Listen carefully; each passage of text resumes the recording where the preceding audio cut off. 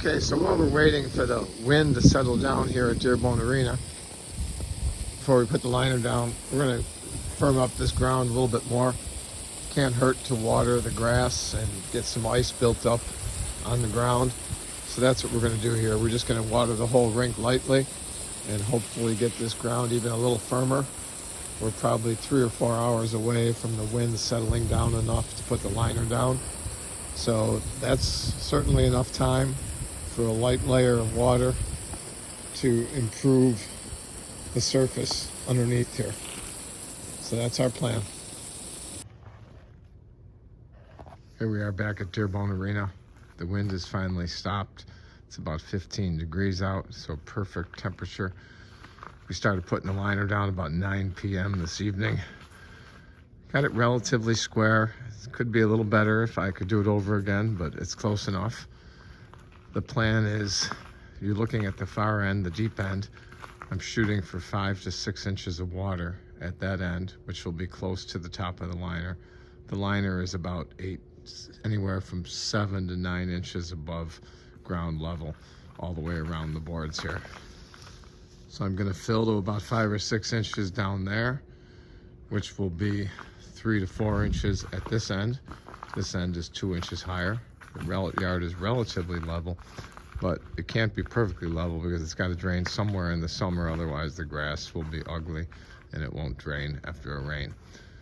So we're in pretty good shape here. What I've done is staple the liner in various locations as an interim measure.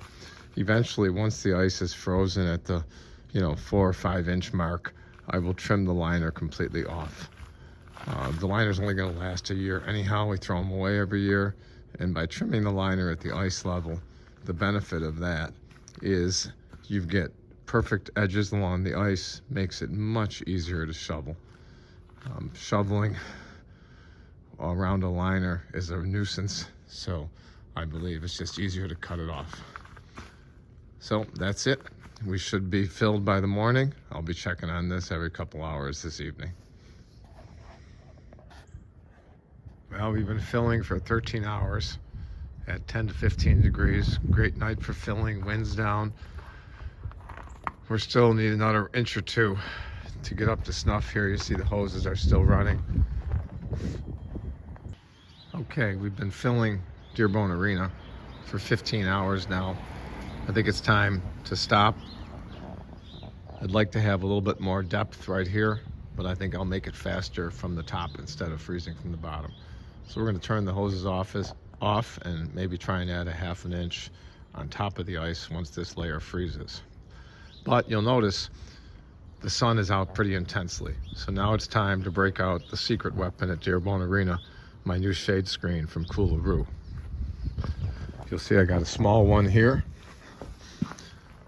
and then the big one over here, the big curtain. We're going to show you how this rolls out. So here it is, completely stretched out across the length of the rink to protect it from the sun.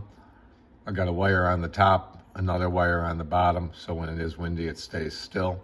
Very easy to slide it back and forth, not unlike a drapery. The interesting thing about this Coolaroo shade screen, it's used primarily in Florida for people to cover their lanais and their pools. 90% UV protection, so it does a fantastic job of protecting the ice from a significant meltdown from sun. Highly recommended.